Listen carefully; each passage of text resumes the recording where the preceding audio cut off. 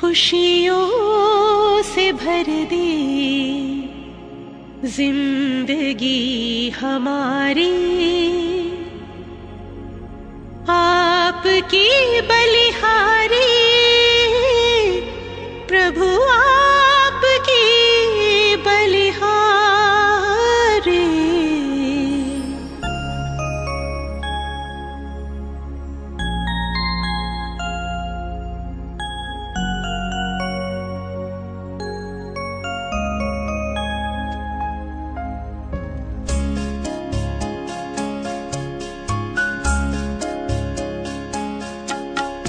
खुशियों से भर दे जिंदगी हमारी, खुशियों से भर दे जिंदगी हमारी, आपकी बलिहारी प्रभु, आपकी बलिहारी। आश पूरी कर दे आपने हमारी, आश पूरी कर दे आपने हमारी। आपके आभारी हम, आपके आभारी। खुशियों से भर दे जिंदगी हमारी।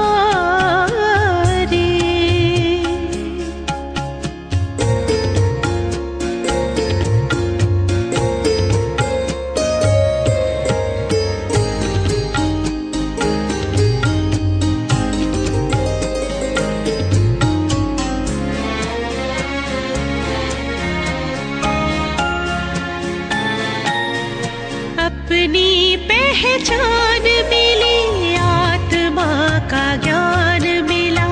अपनी पहचान मिली, आत्मा का ज्ञान मिला। पिंजरे के पंछी को खुला आसमान मिला,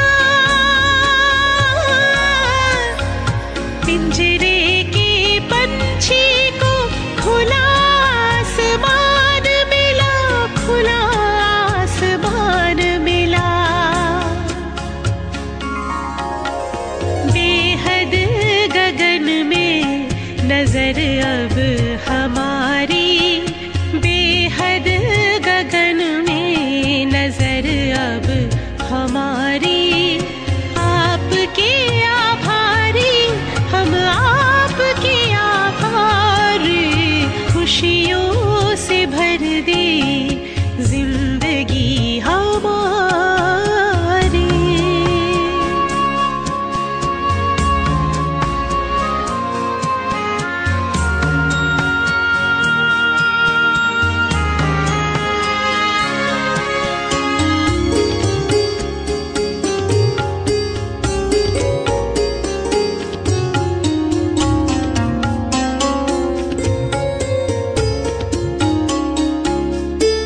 नजर से निहाल करके नैनों का नूर किया, नजर से निहाल करके नैनों का नूर किया। पलकों पे बिठा करके हर गम से दूर किया, पलकों पे बिठा करके हर गम से दूर किया, हर गम से दूर किया। आपने सवार दी सृष्टि सारी, आपने सवार दी सृष्टि सारी। आपके आभारी हम, आपके आभारी। खुशियों से भर दे जिंदगी हमारी, खुशियों से भर दे जिंदगी हमारी। आपकी बलिहारी प्रभु, आपकी बलिहारी। आश पूरी कर दी आपने हमारी, आश पूरी कर दी आपने हमारी। आपके आभारी हम, आपके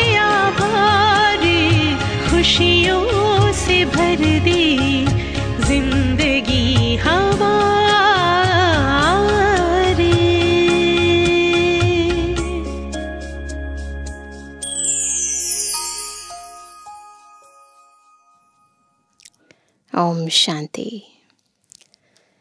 दूरांदेशी शिव बाबा दूर दूर परम धाम से इस सृष्टि चक्र में आकर हमें तीनों कालों का, तीनों लोकों का यथार्थ ज्ञान देते हैं और अपने समान त्रिकालदर्शी, त्रिलोकीनाथ, त्रिनेत्री बना देते हैं। और जब हमारा ज्ञान का तीसरा नेत्र खुलता है और उस नेत्र के अनुसार यानी सृष्टि के आदि मध्य अंत को यथार्थ समझकर जब हम इस सृष्टि रंगमंच पर कार्य व्यवहार में आते हैं, अपना किरदार निभाते हैं, तो हमारा किरदार साधारण नहीं अपितु हीरो किरदार हो जाता है। और जब हम आत्माएं ईश्वरीय श्रीमत प्रमाण अपने किरदार को निभाते हुए व्यवहार में आती हैं, तो हम अनेक आत्माओं के लिए प्रेरणा स्रोत भी बन जाते हैं। तो आज की मुरली भी हमें ऐसा ही त्रिकालदर्शी, त्रिनेत्री और हीरो पाठधारी बना रही है। बहुत ही ध्यान से, प्यार से सुनेंगे प्यारे बाबा के मधुर महावाक्य। आज है 3 तारीख, 3 जुलाई 2025। बाबा के मधुर महावाक्य हैं। मीठे बच्चे, इस बेहद नाटक में तुम वंडरफुल एक्टर हो। यह अनादि नाटक है, इसमें कुछ भी बदली नहीं हो सकता। नाटक अनादि है और कोई चेंज इसमें नहीं हो सकता। प्रश्न है, बुद्धिमान दूरांदेशी बच्चे ही किस गुह्य राज को समझ सकते हैं? उत्तर है, मूल वतन से लेकर सारे ड्रामा के आदि मध्य अंत का जो गुह्य राज है वह दूरांदेशी बच्चे ही समझ सकते हैं। बीज और झाड़ का सारा ज्ञान उनकी बुद्धि में रहता है।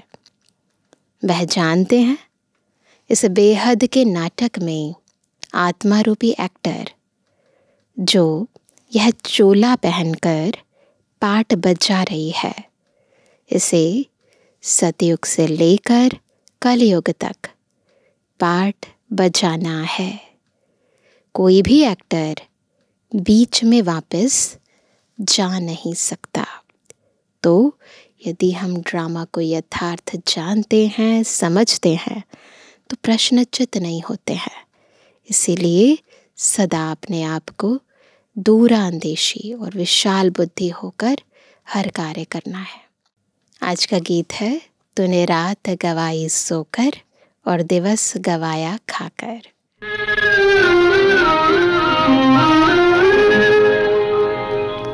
तूने रात गवाई सोए के, दिवस गवाया खाए के। हीरा जन्म अमोल था, कौड़ी बदले जाए। तूने रात गवाई सोए के।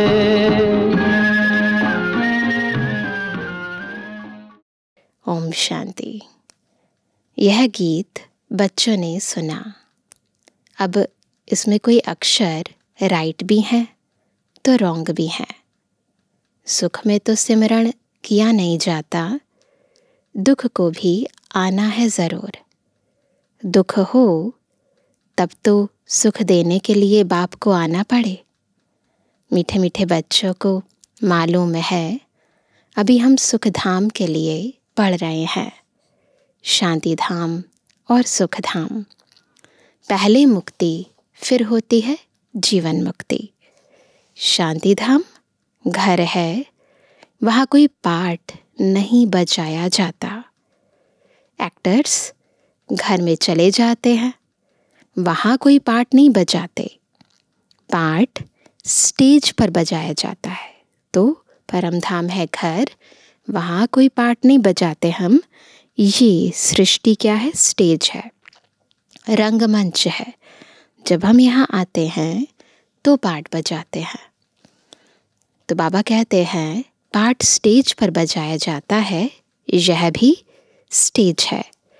जैसे हद का नाटक होता है, वैसे यह बेहद का नाटक है। इनके आदि मध्य अंत का राज सिवाय बाप के कोई और समझा ना सके। वही तो डायरेक्टर है ना, बताएगा ना हमें सृष्टि के आदि मध्य अंत का राज। वास्तव में यह यात्रा अथवा युद्ध अक्षर सिर्फ समझाने में काम में लाते हैं ना, क्लैरिटी लाने के लिए। बाकी ऐसा नहीं है कि कोई यात्रा है या युद्ध चल रही है। बाकी इसमें युद्ध आदि कुछ है नहीं, यात्रा भी अक्षर है। बाकी है तो याद, है ना, याद करते करते पावन बन जाएंगे। यह यात्रा पूरी भी यहाँ ही होगी, कहाँ जाना नहीं है और कहीं नहीं जाना, यही यात्रा पूरी होगी। बच्चों को समझाया जाता है पावन बनकर अपने घर जाना है। अपवित्र तो जा ना सके। वो धाम जो हमारा है वो तो बहुत प्योर है, वहाँ पर इम्प्योर कैसे सोल जाएगी। तो बाबा ने कहा अपने को आत्मा समझना है।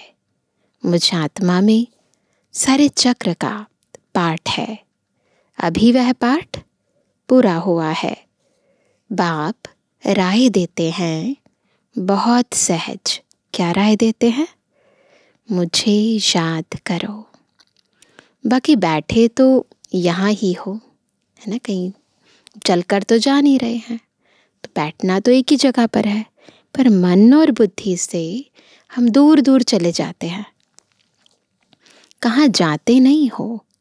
बाप आकर कहते हैं मुझे याद करो तो तुम पावन बन जाएंगे।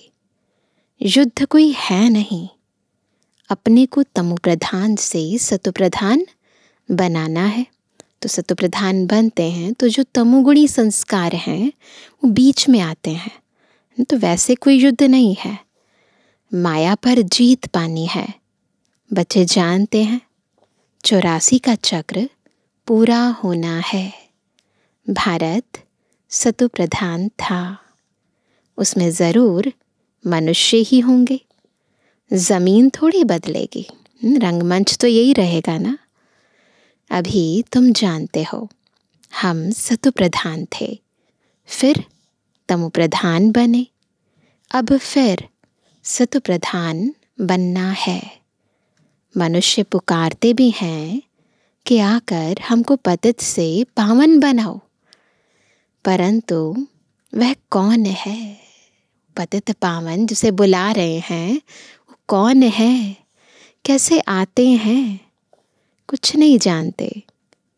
अभी बाबा ने तुम्हें समझदार बनाया है, जान गए हैं ना हम सभी। कितना ऊंच मर्तबा तुम पाते हो। वहाँ के गरीब भी बहुत ऊंचे है। कहाँ के? सतयुग के। यहाँ के साहूकारों से, है ना, वहाँ के गरीब यहाँ के साहूकारों से बहुत अमीर हैं। भल कितने भी बड़े बड़े राजाएं थे, धन बहुत था, परंतु है तो विकारी ना। इनसे वहाँ की साधारण प्रजा भी बहुत ऊंच बनती है, क्योंकि वो भी पवित्र होती है ना। बाबा फर्क बतलाते हैं। रावण का परछाया आने से पतित बन जाते हैं। निर्विकारी देवताओं के आगे अपने को पतित कह माथा जाकर टेकते हैं। बाप यहाँ आते हैं तो फट से ऊंच चढ़ा देते हैं। सेकंड की बात है, बस रियलाइजेशन होना चाहिए, फिर देखो परिवर्तन हो जाता है। अभी बाप ने तीसरा नेत्र दिया है ज्ञान का। बस एक सेकंड में स्मृति आ गई, मैं कौन, मेरा कौन। तुम बच्चे दूरांदेशी बन जाते हो। कब तक तो कह रहे थे क्या हम यहाँ के हैं, इधर के हैं, तो एक ही सेकंड में पता चल गया हम यहाँ के नहीं हैं, हम तो परम धाम के निवासी हैं। ऊपर मूल वतन से लेकर सारे ड्रामा का चक्र तुम्हारी बुद्धि में याद है। जैसे हद का ड्रामा देखकर फिर आए सुनाते हैं ना, क्या क्या देखा बुद्धि में भरा हुआ है, जो वर्णन करते हैं, आत्मा में भर कर आते हैं, फिर आकर डिलीवरी करते हैं, है ना, बताते हैं क्या क्या देखा, क्या क्या हुआ, क्या स्टोरी थी। यह फिर है बेहद की बातें। तुम बच्चों की बुद्धि में इस बेहद ड्रामा के आदि मध्य अंत का राज रहना चाहिए, हमेशा रहना चाहिए, जो रिपीट होता रहता है। उस हद के नाटक में तो एक एक्टर निकल जाता है तो फिर बदले में दूसरा आ जाता है। जो नाटक होते हैं ना, जो टीवी सीरियल्स होते हैं, उसमें क्या होता है, रिप्लेसमेंट हो जाती है। समझो कोई चला गया, उसको रिप्लेस कर सकते हैं, तो अब कहते हैं तो फिर उसके बदले दूसरा आ सकता है। कोई बीमार हुआ तो उनके बदले फिर दूसरा ऐड कर देंगे, उसी समय स्टोरी को थोड़ा सा चेंज कर देंगे। यह तो चैतन्य ड्रामा है ना। इसमें जरा भी अदली बदली नहीं हो सकती, यहाँ मार्जिन नहीं है। तुम बच्चे जानते हो हम आत्मा है, यह शरीर रूपी चोला है, जो पहनकर हम बहुरूपी पाठ बजाते हैं। नाम, रूप, देश, फीचर्स बदलते जाते हैं। एक्टर्स को अपनी एक्टिंग का ही मालूम होता है ना। जो भी एक्टर्स होते हैं उनको बताया जाता है ना कि आपका ये रोल है और आपको ऐसे एक्ट करना है। तो एक्टर्स को अपनी एक्ट का तो मालूम होता है ना। बाप बच्चों को यह चक्र का राज तो समझाते रहते हैं। सतयुग से लेकर कलयुग तक आते हैं, फिर जाते हैं, फिर क्या करते हैं, फिर नए सिर आकर पाठ बजाते हैं। इतनी डिटेल समझाने में टाइम लगता है। बीज में भल नॉलेज है, शिव बाबा बीज है ना, तो बीज में भल नॉलेज है, फिर भी समझाने में टाइम तो लगता है ना। ज्ञान का सार तो बाबा में है, वो ज्ञान का सागर भी है, परंतु उस ज्ञान को मुख द्वारा इमर्ज होने में और हम आत्माएं उस ज्ञान को समझें, इसमें टाइम तो लगता है ना। तुम्हारी बुद्धि में सारा बीज और झाड़ का राज है। सो भी जो अच्छे बुद्धिवान हैं वही समझते हैं कि इसका बीज ऊपर में है। इनकी उत्पत्ति, पालना और संहार कैसे होता है, इसलिए त्रिमूर्ति भी दिखाया है। यह समझानी जो बाप देते हैं और कोई भी मनुष्य दे ना सके। जब यहाँ आए तब पता पड़े, इसलिए तुम सबको कहते हो यहाँ आकर समझो। कोई कोई बहुत कट्टर होते हैं तो कहते हैं हमको कुछ सुनना नहीं है। कोई तो फिर सुनते भी हैं, कोई लिटरेचर लेते हैं, कोई नहीं लेते हैं। तुम्हारी बुद्धि अभी कितनी विशाल दूरांदेशी हो गई है, सब बातें यथार्थ समझ गए हैं। जब समझ आ जाती है ना तो मन में से सारे प्रश्न खत्म हो जाते हैं। अगर प्रश्नचित बुद्धि है तो यानी समझ नहीं आई है। तीनों लोकों को तुम जानते हो। मूल वतन जिसको निराकारी दुनिया कहा जाता है, बाकी सूक्ष्म वतन का कुछ भी है नहीं ना, प्रैक्टिकली कुछ नहीं है। कनेक्शन सारा है मूल वतन और स्थूल वतन से। बाकी सूक्ष्म वतन तो थोड़ा टाइम के लिए है। जब बाबा इस सृष्टि पर आते हैं तो उससे पहले भक्तों को साक्षात्कार कराने के लिए, और फिर सूक्ष्म वतन में बाबा ब्रह्मा विष्णु शंकर द्वारा सृष्टि के आदि मध्य अंत के विभिन्न राज खोलने के लिए सूक्ष्म वतन की रचना करते हैं। तो इसीलिए बाबा कहते हैं कि बाकी सूक्ष्म वतन का कोई ऐसे कुछ है नहीं, मेन क्या है, मूल वतन और ये साकार मनुष्य लोग, स्थूल वतन। तो बाबा ने कहा बाकी सूक्ष्म वतन तो थोड़े टाइम के लिए है, बाकी आत्माएं सब ऊपर से यहाँ आती हैं पाठ बजाने। यह झाड़ सब धर्मों का नंबरवार है। यह है मनुष्यों का झाड़ और बिल्कुल एक्यूरेट है। कुछ भी आगे पीछे हो ना सके, न आत्माएं और कोई जगह बैठ सकती हैं और किसी जगह आत्माएं नहीं बैठ सकती हैं। आत्माएं ब्रह्म महातत्व में खड़ी होती हैं, जैसे स्टार्स है ना, बिल्कुल ऐसे जैसे स्टार्स आकाश में खड़े हैं। यह स्टार्स तो दूर से छोटे छोटे देखने में आते हैं, बाकी है नहीं छोटे छोटे, बड़े हैं। दूर है तो छोटे नजर आते हैं, है तो बड़े, लेकिन आत्मा तो न छोटी बड़ी होती है न विनाश को पाती है। तुम गोल्डन एज में जाते हो, फिर आयरन एज में आते हो, चक्र घूमता है ना। बच्चे जानते हैं हम गोल्डन एज में थे, अब आयरन एज में आ गए हैं। ये रियलाइज हुआ है हमें, कोई वैल्यू नहीं रही है। भल माया की चमक कितनी भी है, परंतु यह है रावण की गोल्डन एज, वह है ईश्वरीय गोल्डन एज।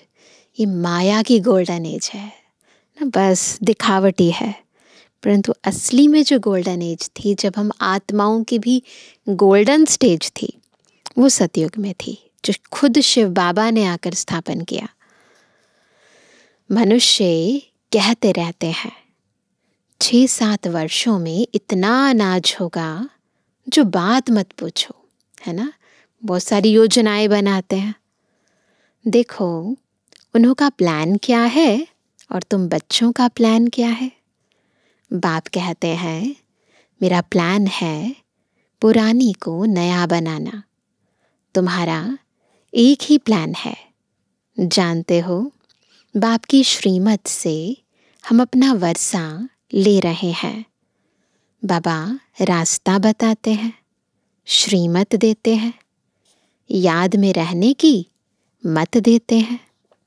मत अक्षर तो है ना, संस्कृत अक्षर तो बाप नहीं बोलते हैं, बाप तो हिंदी में ही समझाते रहते हैं। भाषाएं तो ढेर है ना, इंटरप्रेटर भी होते हैं जो सुनकर फिर सुनाते हैं। हिंदी और इंग्लिश तो बहुत जानते हैं, पढ़ते हैं। बाकी माताएं घर में रहने वाली इतना नहीं पढ़ती हैं।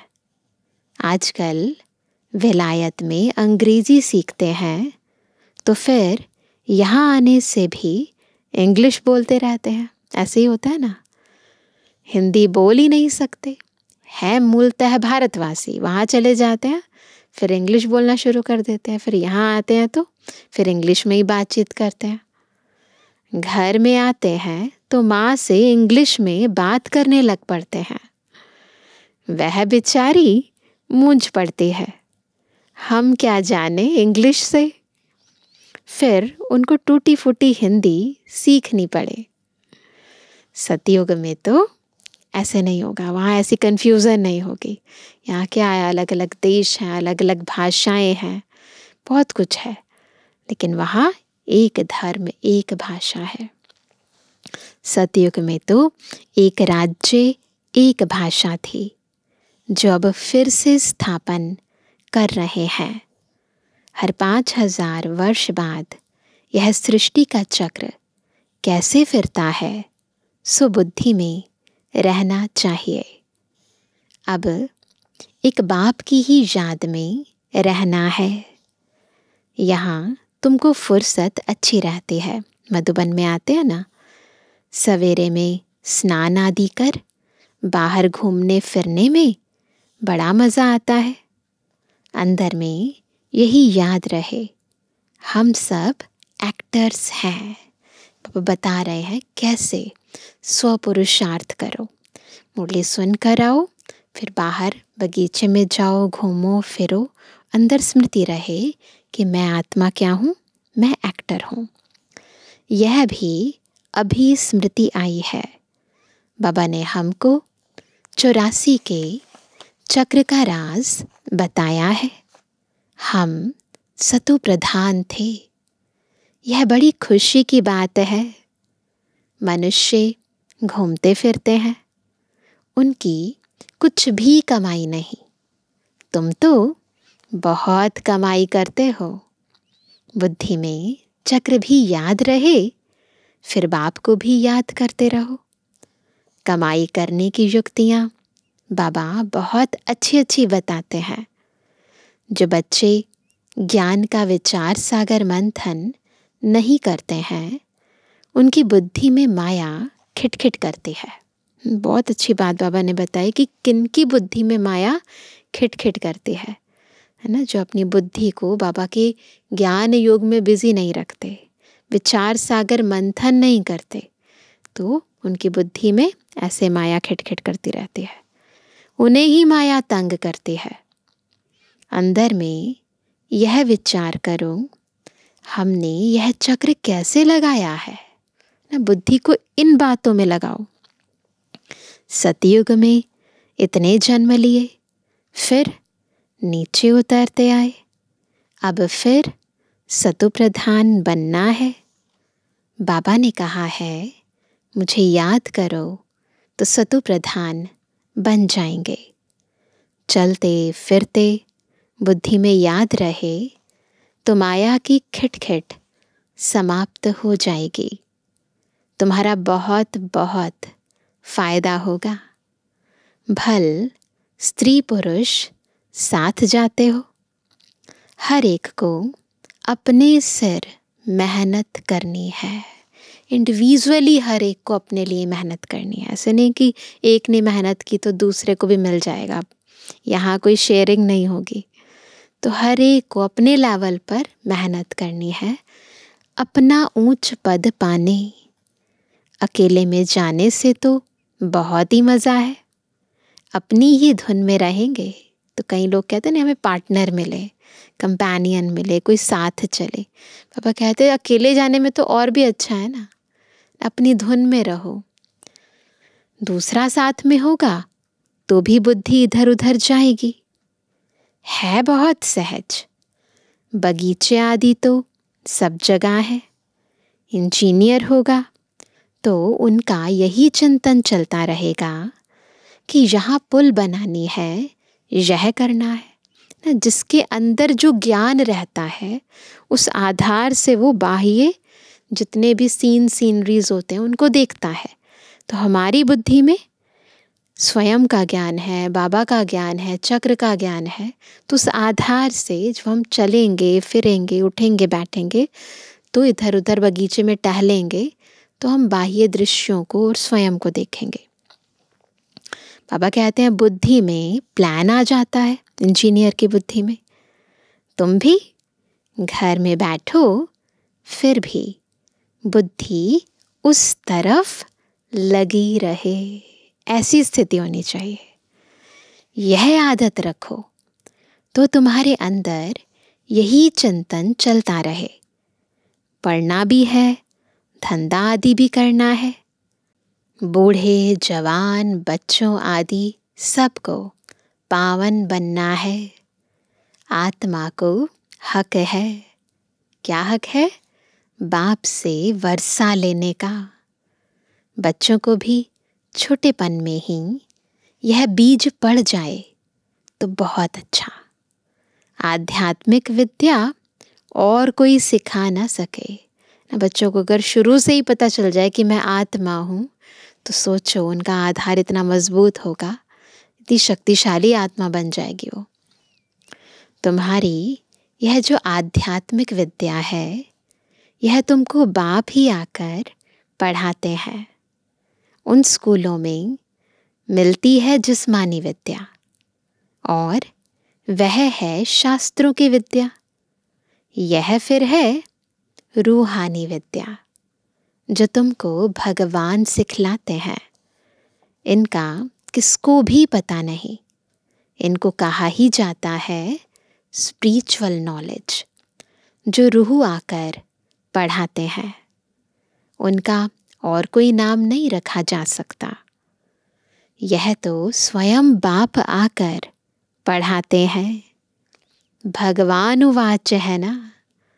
भगवान एक ही बार इस समय आकर समझाते हैं। इसको रूहानी नॉलेज कहा जाता है।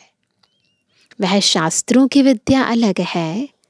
तुमको पता है कि नॉलेज एक है जिस्मानी कॉलेज आदि की, दूसरी है आध्यात्मिक शास्त्रों की विद्या, तीसरी है यह रूहानी नॉलेज। तो डिफरेंस पता होना चाहिए।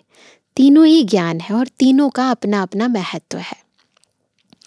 वह भल कितने भी बड़े बड़े डॉक्टर ऑफ फिलॉसफी हैं, PhD करते हैं ना, परंतु उन्हों के पास भी शास्त्रों की बातें हैं। तुम्हारी यह नॉलेज बिल्कुल अलग है। ये नॉलेज बिल्कुल डिफरेंट है। यह स्पिरिचुअल नॉलेज जो स्पिरिचुअल फादर, सभी आत्माओं का बाप है, वही पढ़ाते हैं। यही खासियत है। ऐसा नहीं आत्मा का ज्ञान किसी और के पास नहीं है। बहुत जगह आत्माओं का वर्णन है, आत्मा के बारे में बहुत चीज़ें करते रहते हैं। साइंटिस्ट भी इसकी गहराई में जाते रहते हैं, कईयों के अनुभव भी हैं। लेकिन शिव बाबा जो खुद रूह है, सदा रूह है, वो जब इस सृष्टि पर आते हैं और हम आत्माओं को आत्मिक स्थिति में स्थित कर जब ये रूह का ज्ञान देते हैं, आदि मध्य अंत का ज्ञान देते हैं, तो यह है यथार्थ स्पिरिचुअल नॉलेज। तो खुद स्पिरिचुअल फादर आकर पढ़ाते हैं। उनकी महिमा है। क्या है बाबा की महिमा? शांति, सुख का सागर। कृष्ण की महिमा बिल्कुल अलग है। श्री कृष्ण की भी महिमा है, परंतु परमात्मा की महिमा अलग, श्री कृष्ण की महिमा अलग। गुण अवगुण मनुष्य में होते हैं जो बोलते रहते हैं। बाप की महिमा को भी यथार्थ रीति तुम जानते हो। वह तो सिर्फ तोते मुआफिक गाते हैं, अर्थ कुछ नहीं जानते। जब अर्थ समझते हैं, जब बाबा को अनुभव करते हैं, ईश्वरीय प्रेम को अनुभव करते हैं, ईश्वरीय शक्तियों को अनुभव करते हैं, तो कहेंगे अर्थ सहित याद। तो बाबा कहते हैं अर्थ कुछ नहीं जानते, तो बच्चों को बाबा राय देते हैं अपनी उन्नति कैसे करो। पुरुषार्थ करते रहेंगे तो फिर पक्का होता जाएगा। फिर ऑफिस में काम करने समय भी यह स्मृति आएगी। आदत हो जाती है ना, फिर बुद्धि रह रह कर वहाँ जाएगी। ईश्वर की स्मृति रहेगी। माया की स्मृति तो आधा कल्प चली है। अभी बाप यथार्थ रीति बैठ समझाते हैं। अपने को देखो, हम क्या थे, अब क्या बन गए हैं। फिर हमको बाबा ऐसा देवता बनाते हैं।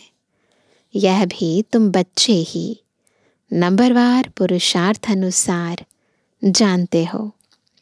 पहले पहले भारत ही था। भारत में ही बाप भी आते हैं पाट बजाने। तुम भी आदि सनातन देवी देवता धर्म के हो ना। तुमको पवित्र बनना है, नहीं तो पिछाड़ी में आएंगे, है ना। किस लेवल पर हम पुरुषार्थ कर रहे हैं, है ना, ये भी देखना है। और बाबा कहते हैं पवित्र बनना है, इम्पोर्टेंट चीज़, है ना। कितना आत्मा पवित्र बनी है उसके आधार पर उसे भविष्य पद मिलने वाला है। इसलिए प्योरिटी का लेवल भी चेक करना है, नहीं तो पिछाड़ी में आएंगे, फिर क्या सुख पाएंगे। बाद में आएंगे तो फिर कितना ही सुख मिलेगा। भक्ति जास्ती नहीं की होगी तो आएंगे नहीं, समझ जाएंगे यह इतना उठाने वाला नहीं है। समझ तो सकते हैं ना, बहुत मेहनत करते हैं फिर भी कोई विरले निकलते हैं, लेकिन थकना नहीं है ना, करते रहना है। स्वपुरुषार्थ आत्माओं की सेवा करते रहना है। मेहनत तो करनी है, मेहनत बगैर कुछ मिलता थोड़ी है। प्रजा तो बनती रहती है। बाबा बच्चों को उन्नति के लिए युक्ति बताते हैं। बच्चे अपनी उन्नति करनी है तो सवेरे सवेरे स्नान आदि कर एकांत में जाकर चक्कर लगाओ, व बैठ जाओ। जैसा अच्छा लगे वैसा करो। तंदुरुस्ती के लिए पैदल करना भी अच्छा है। बाबा भी याद पड़ेगा और ड्रामा का राज भी बुद्धि में रहेगा, तो दोनों चीज़ें हो जाएंगी। कितनी कमाई है, यह है सच्ची कमाई, है ना। यह है सच्ची कमाई। आत्मा भी सत्य है, परमात्मा भी सत्य है और ईश्वर का ज्ञान भी सत्य है, तो कमाई भी सच्ची है, खत्म नहीं होने वाली, अखुट है।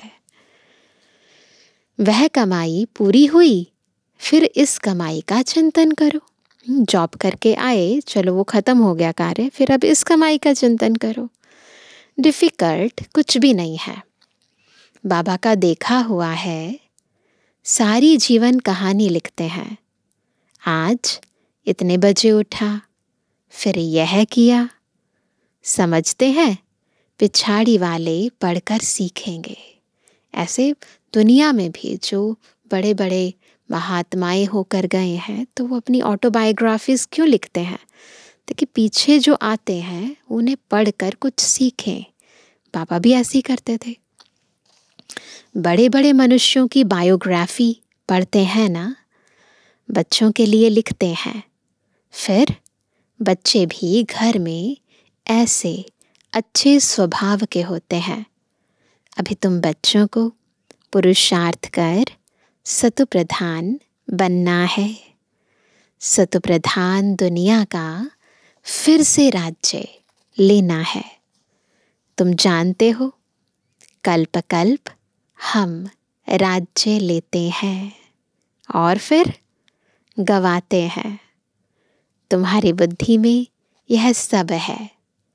यह है नई दुनिया, नए धर्म के लिए नई नॉलेज। इसलिए मीठे मीठे बच्चों को फिर भी समझाते हैं, जल्दी जल्दी पुरुषार्थ करो। इसलिए बाबा ने आज मुरली में कितनी सारी अच्छी अच्छी युक्तियाँ बताई। शरीर पर भरोसा थोड़ी ही है। आजकल मौत बहुत इजी हो गया है। वहाँ अमर लोक में ऐसी मृत्यु कब होती नहीं है ना, कभी भी हो जाती है, बैठे बैठे हो जाती है। यहाँ तो बैठे बैठे कैसे मर जाते हैं। इसलिए अपना पुरुषार्थ करते रहो, जमा करते रहो। अच्छा, मीठे मीठे के बेजवानी बच्चों पितृवानी बाप दादा का दिल जान सको प्रेम से नंबरवार पुरुषार्थ अनुसार याद कर। रूहानी बच्चों की रूहानी बाप दादा को गुड मॉर्निंग, नमस्ते नमस्ते नमस्ते। धारणा के लिए मुख्य सार। पहला, बुद्धि को ज्ञान चिंतन में बिजी रखने की आदत डालनी है। जब भी समय मिले एकांत में जाकर विचार सागर मंथन करना है। बाप को याद कर सच्ची कमाई जमा करनी है। दूसरा, दूरादेशी बनकर इस बेहद के नाटक को यथार्थ रीति समझना है। सभी पाठधारियों के पाठ को साक्षी होकर देखना है। वरदान है, मधुरता के वरदान द्वारा सदा आगे बढ़ने वाली श्रेष्ठ आत्मा भव। कैसे बनेंगे श्रेष्ठ आत्मा? जब मधुरता के वरदान से आगे बढ़ेंगे। मधुरता ऐसी विशेष धारणा है जो कड़वी धरनी को भी मधुर बना देती है। किसी को भी 2 घड़ी मीठी दृष्टि दे दो, मीठे बोल बोल दो, तो किसी भी आत्मा को सदा के लिए भरपूर कर देंगे। 2 घड़ी की मीठी दृष्टि व बोल उस आत्मा की सृष्टि बदल देंगे। आपके 2 मधुर बोल भी सदा के लिए उन्हें बदलने के निमित्त बन जाएंगे। इसलिए मधुरता का वरदान सदा साथ रखना, सदा मीठा रहना और सर्व को मीठा बनाना। तो रोज़ बाबा इसीलिए तो हमें कहते हैं ना, मीठे बच्चे। याद रखें ना, हम कौन है? स्वीट बाबा के स्वीट बच्चे। स्लोगन है, हर परिस्थिति में राजी रहो तो राजयुक्त बन जाएंगे। तो ड्रामा का राज पता चल गया, बाबा का राज पता चल गया, तो हर परिस्थिति में राजी रहेंगे, है ना। पता नहीं होता है तो राजी नहीं होते हैं, मन संतुष्ट नहीं होता है। आज का अव्यक्त इशारा, संकल्पों की शक्ति जमा कर श्रेष्ठ सेवा के निमित्त बनो। जब और सब संकल्प शांत हो जाते हैं, बस एक बाप और आप, इस मिलन की अनुभूति का संकल्प रहता है। तब संकल्प शक्ति जमा होती है और योग पावरफुल हो जाता है। इसके लिए समाने व समेटने की शक्ति धारण करो। संकल्पों पर फुल ब्रेक लगे, ढीली नहीं, फुल ब्रेक। अगर 1 सेकंड के बजाय ज़्यादा समय लग जाता है ब्रेक लगाने में, 1 सेकंड की जगह ज़्यादा टाइम लग जाता है, तो समाने की शक्ति कमज़ोर है ना। तो ये समझना है, समाना और समेटना, और फिर मन बुद्धि को एकाग्र करके बाबा की याद में रखना, तब शक्ति जमा होगी। अच्छा, ओम शांति।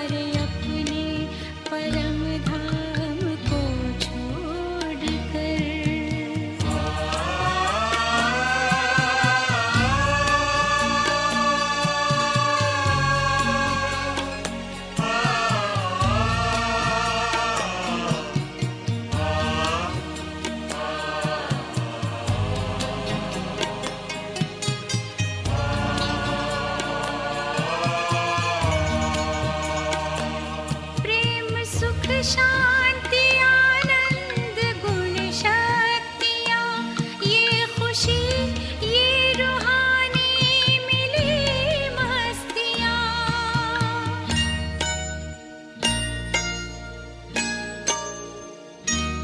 इनके जैसी जमाने में क्या चीज है, सब खजाने हैं लाए हमारे लिए। आप बाबा हैं आए हमारे लिए, स्वर्ग सौगात लाए हमारे लिए। प्यारे अपने परम धाम को छोड़कर,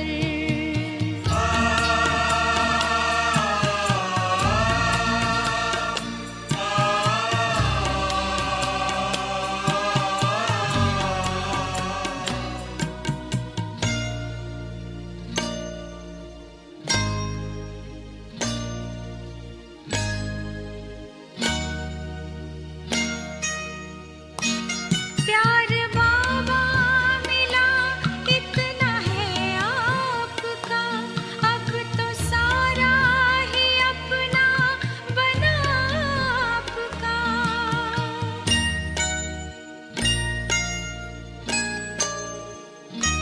स्नेह के मोती भर हम सभी कह रहे, बच्चे हम भी हैं बाबा तुम्हारे लिए।